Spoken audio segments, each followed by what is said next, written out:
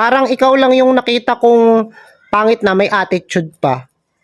Kasi yung iba, may attitude sila pero maganda sila, may itsura. Binabagay ba? Parang ganun. Kasi dapat pantay-pantay, di ba? Kapag may pangit, may maganda, o dapat maganda, pangit ugali, ganun. Ba't ikaw?